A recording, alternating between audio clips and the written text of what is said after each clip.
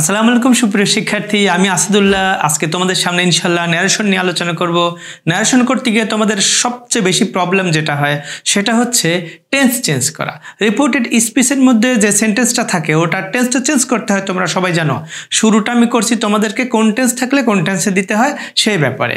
প্রথমেই তোমরা মনে রাখবা, যদি রিপোর্টেড স্পিচের সেন্টেন্সটি প্রেজেন্ট ইনডিফিনিট টেন্স থাকে তাহলে তোমরা অবশ্যই সেন্টেন্সটাকে পাস্ট ইনডিফিনিট টেন্স করবা, যদি ব্যতিক্রম না থাকে আর কি।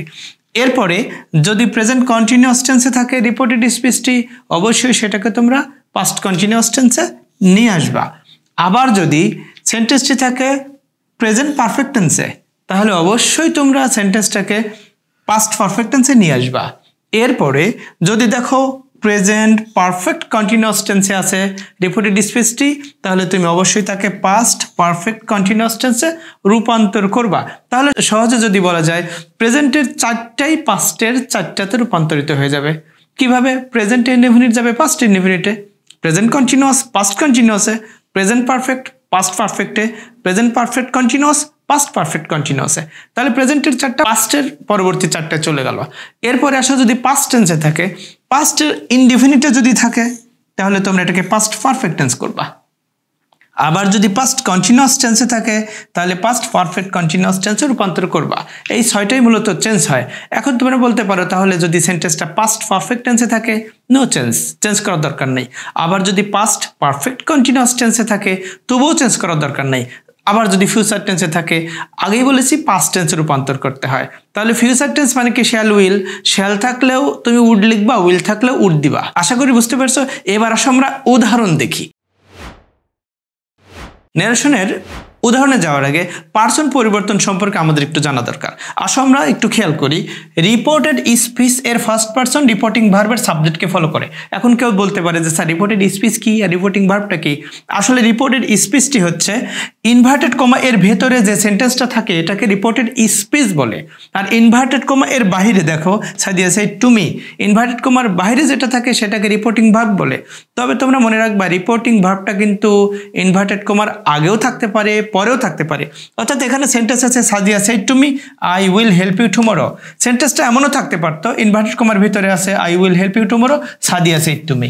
অর্থাৎ রিপোর্টিং ভার্বটা ইনভার্টেড কমার আগে অথবা পরে সব জায়গায় থাকতে পারে, কিন্তু ন্যারেশন চেঞ্জ করার সময় অবশ্যই আমাদেরকে রিপোর্টিং ভার্বটাকে শুরুতে নিয়ে আসতে হবে।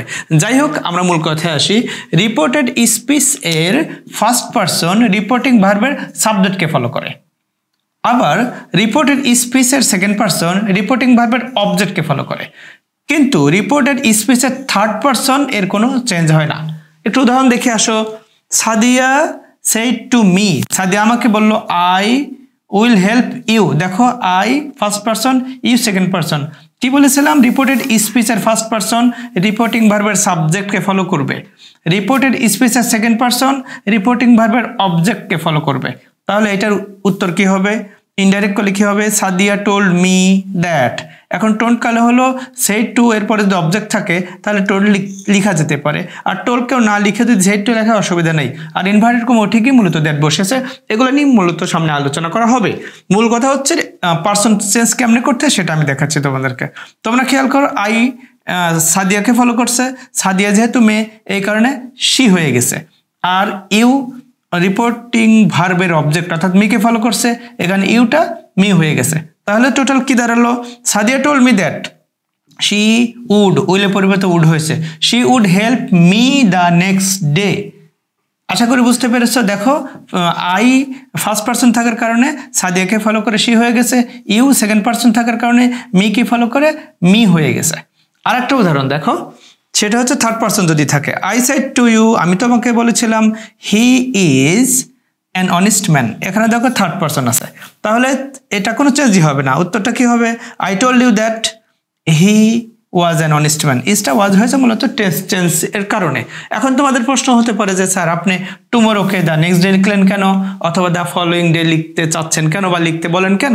তাহলে আমরা এবার আসো দেখি কিছু কিছু শব্দ বা ফ্রেজ আছে যেগুলোকে অন্য একটাতে রূপান্তর করতে হয়। যেমন টু ডে থাকলে নেক্সট ডে হয়, তারপর ইয়েস্টারডে থাকলে দ্য প্রিভিয়াস ডে হয়। আমরা এই বিষয় নিয়ে আসো আলোচনা করি।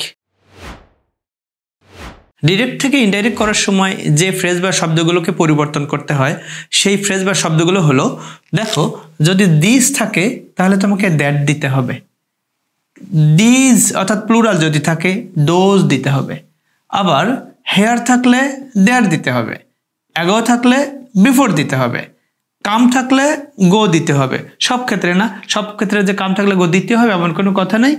এরপরে দেখো দাস থাকলে সো দিতে হবে, নাও থাকলে দেন দিতে হবে, নাওটা খুব বেশি আসে কিন্তু, সুতরাং দেন দিতে হবে, মনে রাখতে হবে। হিদার থাকলে দিদার দিতে হবে, এটা খুব বেশি আসে না। যাই হোক, টুডে থাকলে দ্য দ্যাট ডে দিতে হবে, এটা অনেক বেশি প্রচলিত। টুমরো থাকলে দ্য নেক্সট ডেও দিতে পারো, দ্য ফলোয়িং ডেও দিতে পারো, কোনো অসুবিধা নেই। আবার যদি ইয়েস্টারডে থাকে তুমি দুটা ইউজ করতে পারো, দ্য প্রিভিয়াস ডেও লিখতে পারো, দ্য ডে বিফোরও লিখতে পারো, কোনো অসুবিধা নেই। লাস্ট মান্থ যদি থাকে তুমি দ্য প্রিভিয়াস মান্থ লিখবা, অর্থাৎ লাস্টের পরিবর্তে প্রিভিয়াস লিখতে হয়, পরে মান্থটা ঠিক থাকবে। টু নাইট থাকলে দ্যাট নাইট হবে, যেমন টুডে থাকলে দ্যাট ডে হয় সেরকম। নেক্সট উইক থাকলে দ্য ফলোয়িং উইক লিখতে হবে, অর্থাৎ নেক্সটের কারণেই মূলত ফলোয়িং হয়েছে আর উইকটা ঠিক থাকছে। নেক্সট ডে থাকলে আগের মতোই the following day. Last night থাকলে দ্য প্রিভিয়াস নাইট। এই ফ্রেজ বা শব্দগুলো তোমাদেরকে মনে রাখতে হবে। এইগুলো যদি খেয়াল না করো তোমরা তাহলে মার্কসের ক্ষেত্রে তোমাদের কিন্তু প্রবলেম হবে। আশা করি বুঝতে পেরেছো। এবার আসো আমরা পরবর্তী আলোচনায় যাই।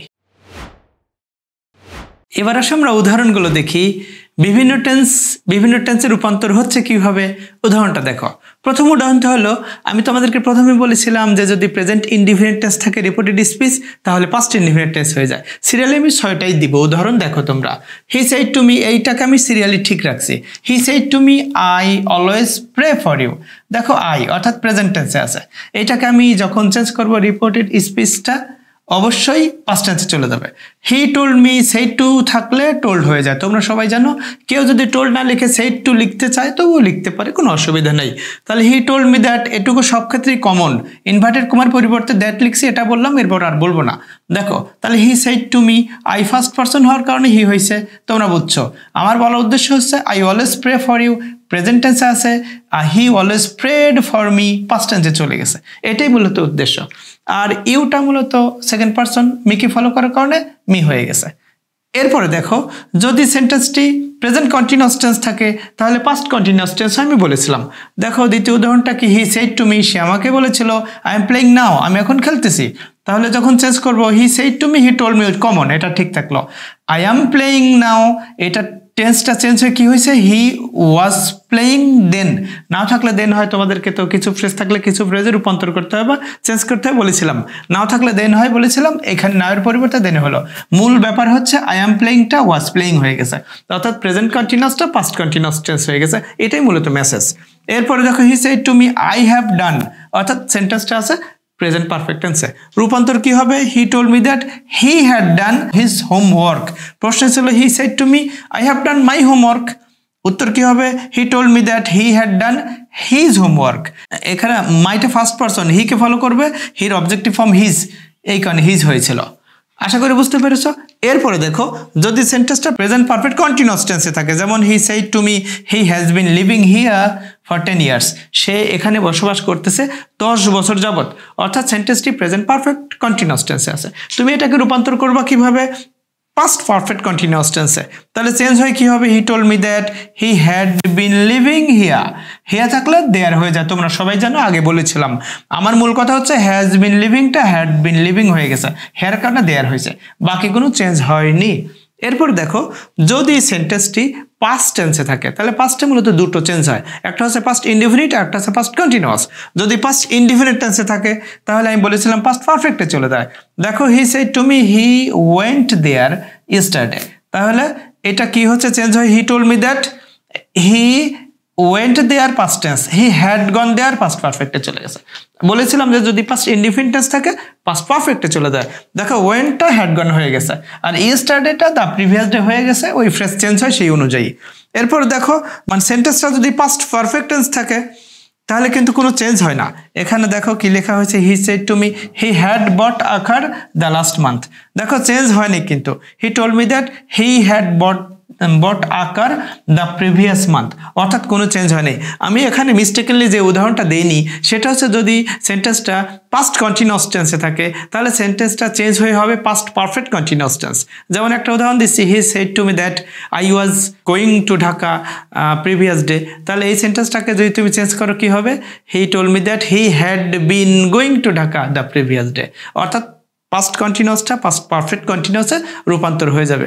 আর যদি ক্যান কুড থাকে, অর্থাৎ ক্যান থাকলে কুড হয়ে যাবে, শ্যাল থাকলে শুড হয়ে যাবে, উইল থাকলে উড হয়ে যাবে, মে থাকলে মাইট হয়ে যাবে। অর্থাৎ মডেল অক্সিলারি ভার্ব যদি থাকে তাহলে মডেল অনুযায়ী চেঞ্জ করব। মডেলের কিছু কিছু ভার্ব আছে যেগুলোর পাস্ট ফর্ম থাকে, যেমন শ্যাল, উইল, ক্যান, মে, এগুলো এর পরবর্তী পাস্ট টেন্সে, অর্থাৎ কুড, মাইট, শুড অথবা উড এগুলোতে চেঞ্জ হয়ে যাবে। আশা করি তোমরা বুঝতে পেরেছো। এবার আসো আমরা মূল নিয়মে চলে আসি, অর্থাৎ অ্যাসার্টিভ সেন্টেন্সকে কিভাবে চেঞ্জ করব, ইন্টারোগেটিভ সেন্টেন্সকে কিভাবে চেঞ্জ করব, ইম্পারেটিভকে কিভাবে চেঞ্জ করব, অপটেটিভকে কিভাবে চেঞ্জ করব, এক্সক্লেমেটরি সেন্টেন্স থাকলে কিভাবে চেঞ্জ করব, এই মূলগুলো নিয়ে এবার আমরা আসো আলোচনা করি।